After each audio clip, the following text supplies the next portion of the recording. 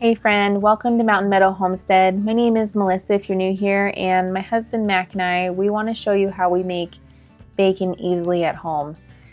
We have been on a mission in the last year to decrease chemicals in our food, dyes in our food, and so one of the projects that we've taken on is learning how to make bacon ourselves. Store-bought bacon can have a lot of nasty chemicals in it, including nitrates and nitrites, and so we found a really easy way to cure and make our own bacon at home, and we're going to show you how we do this. The recipe that we use for the curing is really simple. It is a 1/4 cup of salt and a 1/4 cup of sugar per pound of pork. So we use brown sugar, and then we use this coarse kosher salt. And this pork belly that we had gotten for this specific bacon project was 10.85 pounds. So we just multiplied everything out by 11 pounds. And for the pepper, we do 0.5 tablespoons per pound. So this ended up being 5.5 tablespoons. Then what we do is we mix all of this together, and we're gonna get it onto our pork belly and pat it in pretty good. We just try to make sure that we get it coated all the way around on both sides, so it's coated really, really well. What this mixture does is it pulls the moisture out of the pork and starts to preserve it essentially, while also adding some good flavor to your pork belly.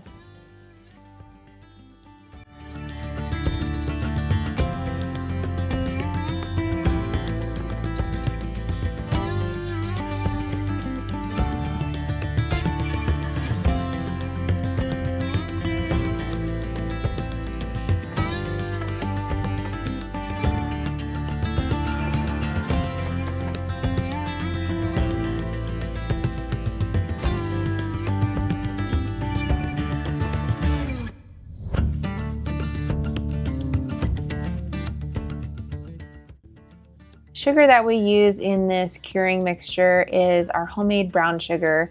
Essentially what it is organic cane sugar that we mix in molasses, and it just gives it a really nice, deep, rich flavor. Typically when we do our bacon, we will use the slow cooker liner bags just because they're big enough to easily fit one of these into. But we were out of those, and so we just went ahead and used our vacuum seal bags.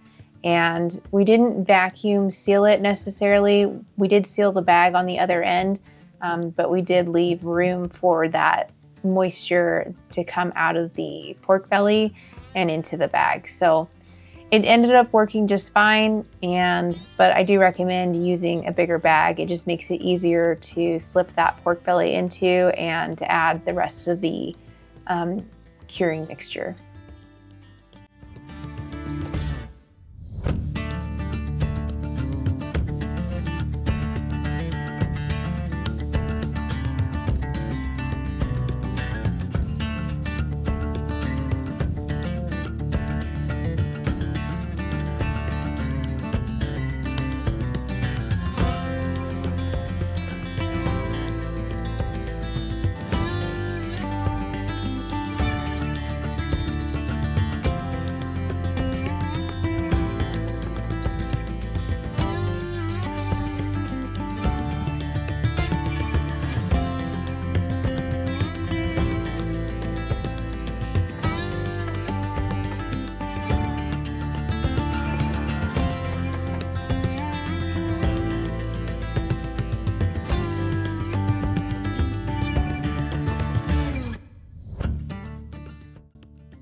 You do want to make sure that you get all of that curing mixture into the bag that you've got the pork belly into. It just helps draw out as much moisture as possible and infuse that flavor into the pork belly.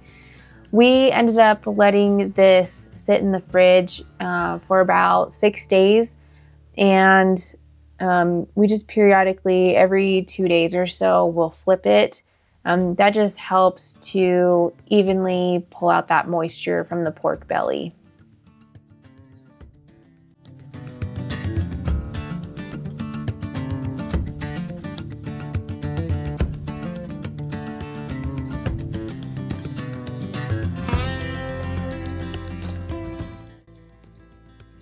After 6 days, we pull this out of the fridge. It's ready for the next step.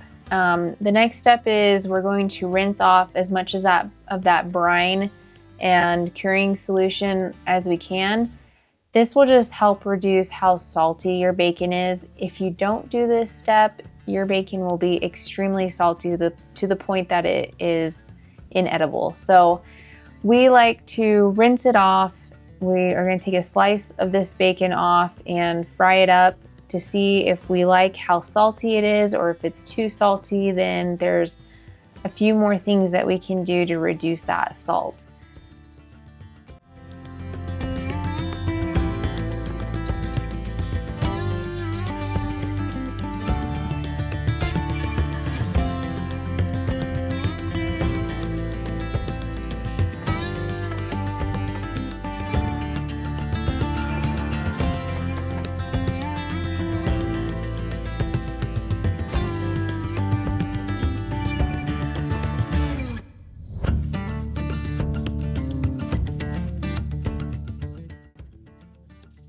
You'll notice that the bacon still looks pretty pale at this point. Smoking the bacon on our smoker is what brings out that pink color, and this is where commercially made bacon, they use the nitrites, and that brings out that pink color as well. But we did determine at this point that the bacon was still a little too salty, and so we're going to go ahead and soak this bacon in water for, I think we did it for about 5 hours. And after about 5 hours of soaking this bacon in water in the fridge, then we dumped it out and decided to let it just air dry in the fridge overnight. And this just helps reduce the saltiness of your bacon. My husband was not a big fan of air drying it overnight. This was the first time that we did it, and he said that it made the fat versus the meat of the bacon not evenly textured. So when it came time to cut the final product, it did make it a little bit harder to do, but otherwise the flavor was great.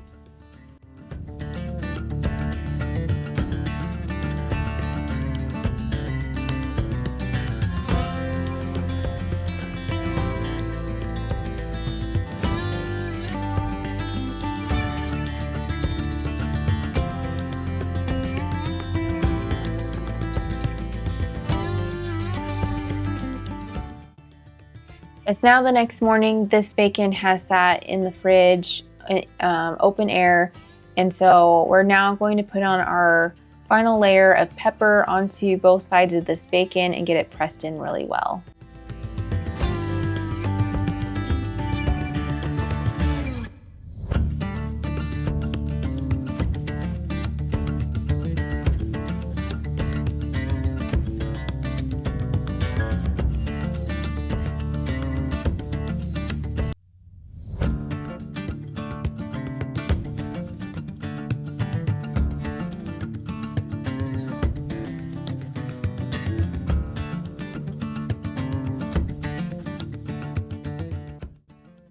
We set the smoker at 180 degrees as well as lit our smoke tube. The smoke tube just helps infuse more smoky flavor into the bacon.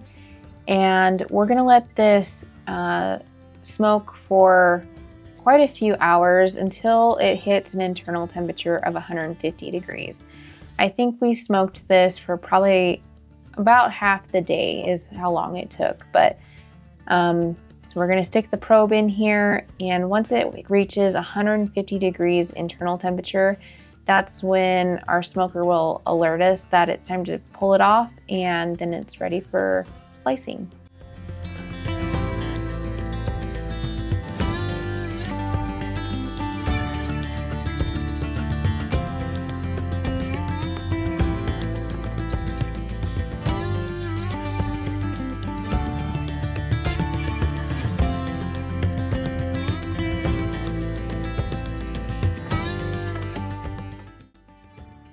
We've been trying to perfect this recipe now a couple times, and so we're pretty excited to try this because the last batch that we did, it was a little on the salty side, and so we did a few things to change that this go round, and we were pleasantly surprised with how tasty and perfectly salted this bacon was. So I highly recommend making your own bacon. It's super easy and totally worth all the work.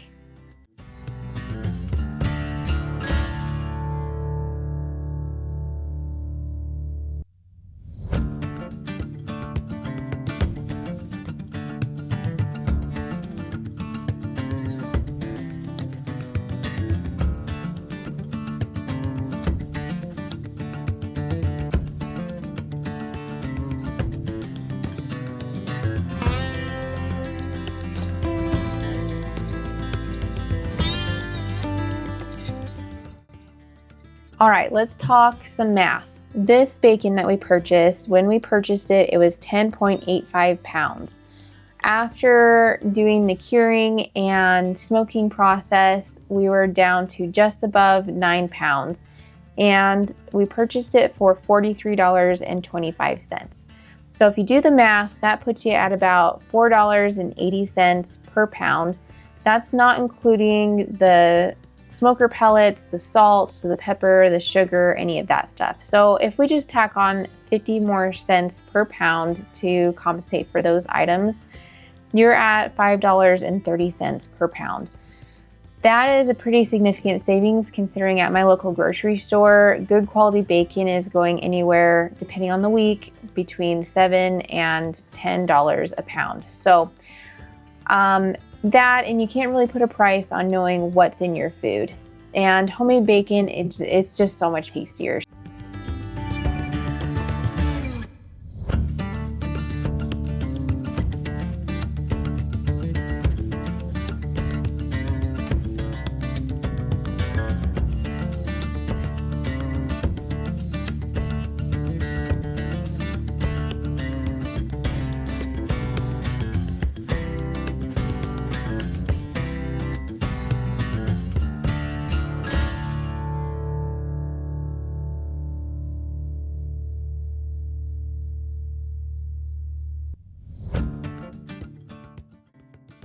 Friends, we hope you enjoyed this video, and if you did, we would love it if you would like and share it with others.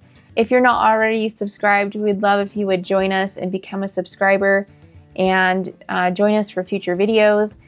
And we'd love if you would comment down below and let us know if you've made bacon before and how you go about that process, or if you are now encouraged to make your own bacon. So we hope you have a great day, friends, and we'll see you next time.